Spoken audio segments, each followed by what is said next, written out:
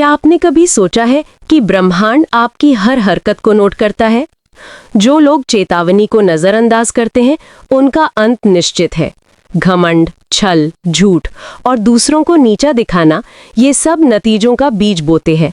देखिए कैसे divine justice हर चाल का हिसाब लेती है बिना किसी इत्तेफाक के। ये वीडियो आपको दिखाएगा कि ताकत और नियंत्रण का असली अर्थ क्या है। अब समय है सीखने का, चेतावनी का और सही फैसले लेने का। आप तैयार हैं ब्रह्मांड की शक्ति का सामना करने के लिए? सुनो, कहानी वहीं से शुरू होती है जहां चेतावनियां खत्म हो जाती हैं, जहां ब्रह्मांड का सब्र टूटने लगता है और हवा में एक अजीब सी खामोशी फैल जाती है। वो खामोशी जो किसी आने वाले तूफान की निशानी होती है। लोग अक्सर सोचते हैं कि चुप्पी का मतलब शांति है, लेकिन सच ये है कि चुप्पी कभी कभी सबसे बड़ी चेतावनी होती है। और अब वो चुप्पी खत्म हो चुकी है। शुरुआत उस दिन हुई थी जब उन्होंने पहली बार संकेतों को इग्नोर किया। छोटी छोटी अजीब घटनाएं, छोटी छोटी रुकावटें, अचानक मिलने वाली सलाहें, सब कुछ उन्हें एक ही दिशा में इशारा कर रहा था। लेकिन वो हंसे। उनकी हंसी में घमंड था और उस घमंड में अंधापन। उन्हें लगा कि वो किसी नियम से ऊपर हैं, मानो ब्रह्मांड सिर्फ दूसरों को चेतावनी देता है, उन्हें नहीं। वो दिन उन्हें याद भी नहीं, पर ब्रह्मांड याद रखता है। हर इग्नोर की गई चेतावनी, हर गलत फैसला, हर छल, सब कुछ एक अदृश्य हिसाब की बही में दर्ज होता गया। और जब वो बही पूरी हो गई, आज जैसा दिन आता है। पहले सब कुछ नॉर्मल लगता है, जिंदगी उसी तरह चलती है। उन्हें लगता है कि वो जीत रहे हैं, लेकिन जीत कभी हमेशा नहीं रहती। जीत कभी मुफ्त नहीं मिलती। जीत का भी एक टाइमर होता है, और उनका टाइमर खत्म हो चुका था। उनकी कहानी का पहला दरार तब पड़ा जब उनके सबसे भरोसेमंद प्लान ने काम करना बंद कर दिया। एक साधारण सी बात थी, कुछ ऐसा जो हर दिन आसान होता था, लेकिन उस दिन नहीं हुआ। वो परेशान हुए, मगर इसे इत्तेफाक मानकर आगे बढ़ गए। वो नहीं जानते थे कि वो सिर्फ शुरुआत थी। फिर उनकी रातें बदलने लगी। नींद पहले जैसी नहीं रही। दिमाग में बेचैनी घर बनाने लगी। जो लोग पहले उनके आदेशों पर चलने के लिए तैयार रहते थे, वो अचानक दूरी बनाने लगे। बातें छोटी लगती थी, लेकिन असर बड़ा था। और उनके आसपास की हवा में धीरे धीरे एक ऐसी ठंडक भरने लगी जो सिर्फ ब्रह्मांड के न्याय के आने से पहले महसूस होती है। एक रात उन्हें महसूस हुआ कि कुछ ठीक नहीं है। मन जैसे किसी अदृश्य बोझ के नीचे दब गया हो। फेफड़े भरे हुए थे, लेकिन सांस कम थी। वो उठकर खिड़की के पास गए, बाहर देखकर खुद को समझाने की कोशिश की कि ये बस थकान है, लेकिन सच उनके दिल की धड़कनों में छिपा था। वो पहली बार डले थे, और घमंडी लोग जब डरते हैं तो वो डर धीरे धीरे उनका सबसे बड़ा सच बन जाता है। अगली सुबह सब कुछ बदला हुआ था। जो लोग पहले उनकी तरफ हाथ बढ़ाते थे, अब उनका हाथ पीछे खींच लेते थे। फोन बजना कम हो गया, मैसेजेस के जवाब आने बंद हो गए। उनके ऑफिस का दरवाजा जो कभी उनकी मौजूदगी से पहले खुल जाता था, अब उनके लिए देर से खुलता था। छोटी छोटी चीजें जो उन्होंने कभी नोटिस नहीं की थीं, अब उनके दिल पर भारी होने लगी थीं। और फिर पहला झटका आया। डॉक्टर ने कहा कि उनकी हालत समझ नहीं आ रही। रिपोर्ट साफ थी, लेकिन वो ठीक नहीं थे। बीमारी थी पर नाम नहीं, दर्द था पर वजह नहीं। उनका चेहरा पहली बार अपनी नकली ताकत से खाली हुआ। वो रात खत्म नहीं हुई। वो करवटें बदलते रहे, कभी दीवार को देखते रहे, कभी छत को। उन्हें एहसास होने लगा कि ये खेल कुछ और है, पर घमंड उन्हें मानने नहीं देता था। उन्होंने सोचा कि ये फेज है, गुजर जाएगा। लेकिन ब्रह्मांड फेज नहीं देता, फैसले देता है। उनकी परेशानी वहीं खत्म नहीं हुई। एक के बाद एक वो फैसले जो पहले उनके लिए आसान थे, अब उलझने लगे। चीजें उनके हाथ से फिसलने लगीं। लोग उनकी पीठ पीछे बातें करने लगे, और हर बीतते घंटे में उनका दिमाग उन चेतावनियों की तरफ लौटने लगा जिन्हें उन्होंने मजाक समझा था। अब वो अकेले चल रहे थे। पहले वो सड़क पर निकलते थे तो भीड़ उन्हें रास्ता देती थी। आज वो सड़क पर निकले तो किसी ने ध्यान भी नहीं दिया। वो एक पल रुके, और उस पल में उन्होंने वो चीज पहली बार महसूस की जिसे वो हमेशा दूसरों में देखते थे, कमजोरी। लेकिन ये तो बस शुरुआत थी। ब्रह्मांड अभी सिर्फ दरवाजे बंद कर रहा था। असली न्याय अभी बाकी था।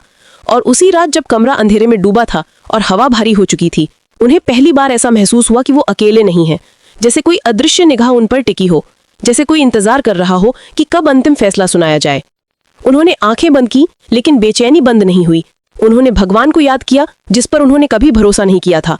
उन्होंने दुआ मांगी, जो उन्होंने कभी सच में नहीं मांगी थी। लेकिन दुआ भी तभी सुनी जाती है जब मन में सच्चाई हो। उनका मन डर से भरा था, सच्चाई से नहीं। और यही डर अब उनकी नई शुरुआत था, क्योंकि असली कहानी तो अब शुरू होनी थी। जिस क्षण उस युवक ने अपनी आंखें खोली, उसने देखा कि पूरा कमरा अचानक शांत हो चुका है। हवा मानो थम सी गई थी, और एक अनजानी खामोशी दीवारों पर छा गई थी। उसकी सांसें तेज थीं, लेकिन दिल पहले से ज्यादा भारी। उसे महसूस हुआ कि जो रास्ता उसने चुना है, उससे अब पीछे नहीं लौटा जा सकता। वो धीरे धीरे उठा, लेकिन जैसे ही कदम आगे बढ़ाया, दीवारों पर उकेरे गए वे चमकते चिन्ह फिर से उजाले में धड़क उठे। उनमें से एक चिन्ह अचानक फटता हुआ फैल गया और वहां एक रोशनी का द्वार उभरा। युवक चौंक गया। ये अभी खुलना नहीं चाहिए था, उसने खुद से कहा, पर इससे पहले कि वो पीछे हट पाता, रोशनी की लहर उसे अपनी ओर खींचने लगी। वो चीखा नहीं, क्योंकि आवाज बाहर ही नहीं निकल रही थी। रोशनी के भीतर गिरते हुए उसे महसूस हुआ जैसे कोई अदृश्य शक्ति उसके मन में कुछ डाल रही है। पुरानी यादें, बीते जन्म की घटनाएं, अनकहे सत्य, सब कुछ उसकी चेतना पर एक एक परत बनती चली जा रही थी। रोशनी थमी और उसने खुद को एक विशाल सभागार में पाया। चारों ओर ऊंचे ऊंचे स्तंभ, जिन पर अनगिनत आंखें उकेरी हुई थीं। हर आंख उसी की ओर घूर रही थी, जैसे उसकी आत्मा को परख रही हो। अचानक सामने से एक भारी गूंजती आवाज आई, तुम्हें सत्य का भार दिया गया है, अब इसका न्याय भी तुम ही करोगे। युवक ने कांपते हुए पूछा, मैंने क्या देखा था? क्या वो भविष्य था या मेरा भ्रम? उत्तर तुरंत मिला, वो तुम्हारा भविष्य नहीं, बल्कि वो उनका परिणाम था, जिन्होंने तुम्हें चुनौती दी, जिन्होंने तुम्हें तोड़ने की कोशिश की, जिन्होंने दिव्य नियमों का भंग किया। अब दिव्य न्याय शुरू हो चुका है। युवक स्तब्ध था। पर मैं क्यों? मैं तो बस एक साधारण इंसान हूं। इस बार आवाज और गहरी हो गई। तुम साधारण तब थे जब तक तुमने अपने भीतर की जागृत शक्ति को पहचाना नहीं था। अब तुम्हारे माध्यम से ही न्याय होगा, और जिन लोगों ने अन्याय किया है उनका समय समाप्त हो चुका है। युवक के सामने अचानक 3 परछाइयां उभरी। 3 लोग जिन्होंने उसे धोखा दिया था। 3 चेहरे जो उसकी रातों के दुस्वप्न बन चुके थे। उसने घबराकर पूछा, ये यहाँ क्यों है? उत्तर आया, क्योंकि दिव्य न्याय अदृश्य होकर नहीं होता, ये साक्षात होता है, और आज से तुम्हारी हर सांस, हर कदम न्याय का कारण बनेगा। परछाइयां चिल्लाने लगीं, जैसे कोई अनजानी शक्ति उन्हें जकड़ रही हो। युवक पीछे हट गया, उसके हाथ कांप रहे थे। नहीं, मैं किसी को सजा नहीं देना चाहता, मुझे ये शक्ति नहीं चाहिए। पर उसी क्षण अचानक उसके हाथों पर सोने सी चमक उभर आई। उसकी उंगलियों से प्रकाश की पतली धाराएं निकलने लगीं और सभागार के चिन्ह उसकी शक्ति के जवाब में और अधिक जगमगाने लगे। आवाज फिर गूंजी, तुम्हें शक्ति नहीं चाहिए, पर शक्ति ने तुम्हें चुना है। अब तुम चाहकर भी इससे मुक्त नहीं हो सकते। रोशनी तेज हुई, परछाइयां मिटने लगीं और युवक की आंखों में एक नई गहरी चमक उभर आई। एक ऐसी चमक जिससे साफ था कि अब वो सिर्फ इंसान नहीं रहा, वो बदल चुका था, और अब दिव्य न्याय उसके हर कदम के साथ चलने वाला था। सभागार की रोशनी अचानक मंद होने लगी। युवक के आसपास खामोशी का ऐसा घेरा बन गया मानो पूरा ब्रह्मांड उसकी अगली सांस का इंतजार कर रहा हो। उसकी हथेलियों पर चमकती रेखाएं धीरे धीरे स्थिर हो गईं, लेकिन उनके भीतर एक आग दहक रही थी, एक ऐसी आग जिसे वो खुद भी नहीं समझ पा रहा था। उसने कांपती आवाज में पूछा, अब मुझे क्या करना होगा?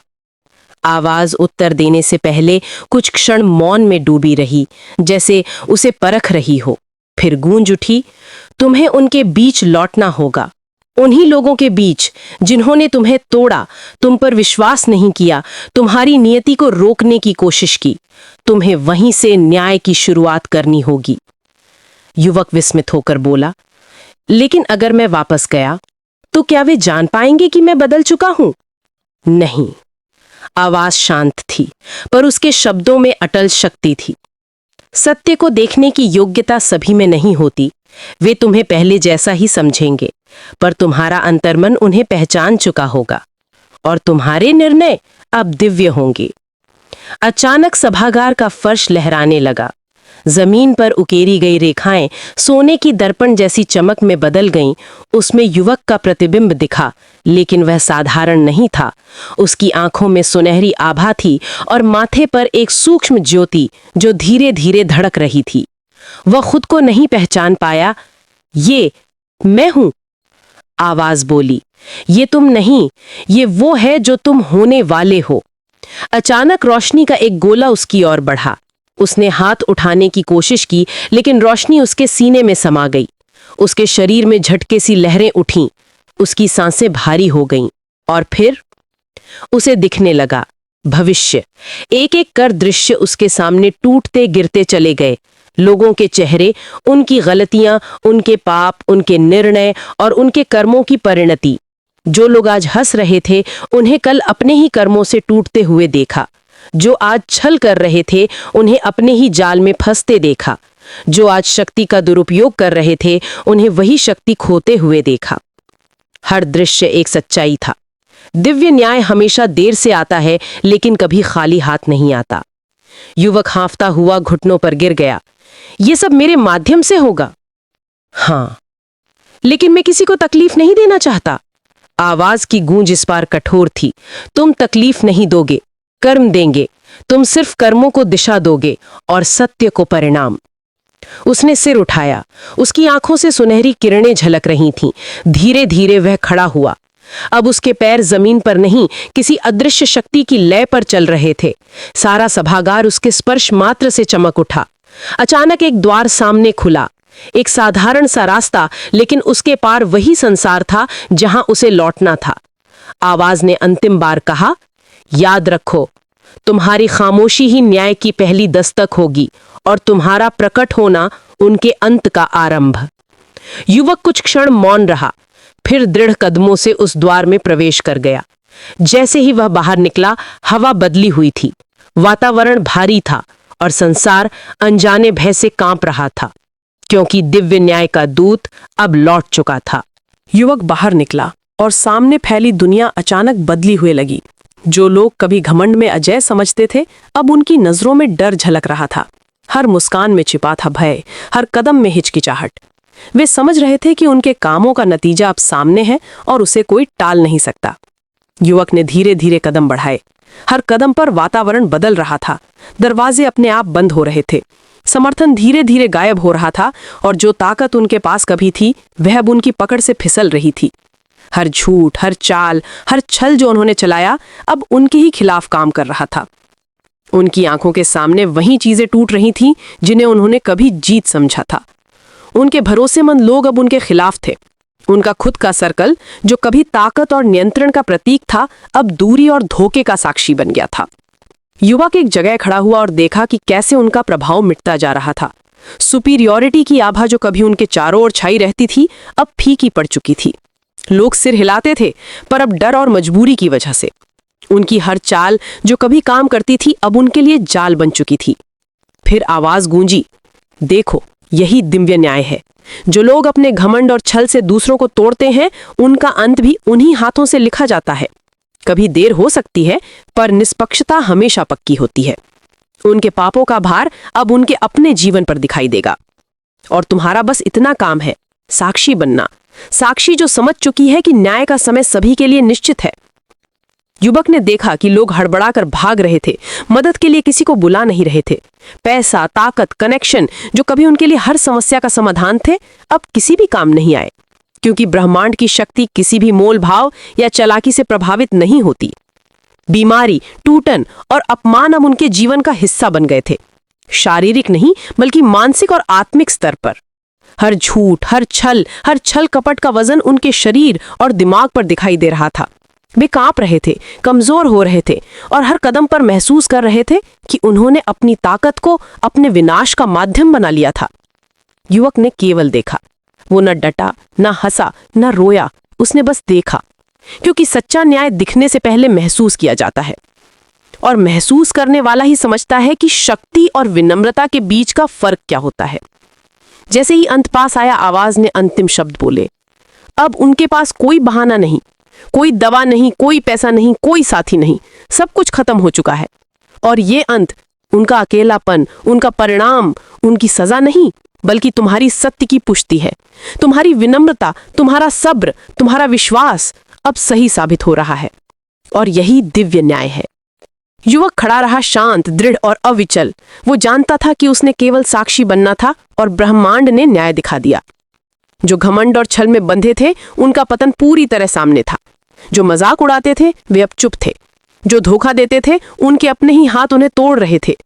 और सब कुछ इतना सटीक और स्पष्ट था कि कोई इसे झुठला नहीं सकता था। युवक ने आखिरी बार चारों ओर देखा। सभी तन्हा, भयभीत और टूटे हुए थे। लेकिन उसने देखा कि किसी की भी गिरावट उसकी आत्मा पर भार नहीं डालती, क्योंकि न्याय का काम ब्रह्मांड का है और ब्रह्मांड हमेशा सही समय पर सही तरीके से कार्य करता है। वो अपने रास्ते पर चला गया, शांत और अडिग, क्योंकि अब उसे पता था सत्य और विश्वास की शक्ति कभी समाप्त नहीं होती, और जो घमंड और छल से ऊपर उठता है उसका अंत तय है।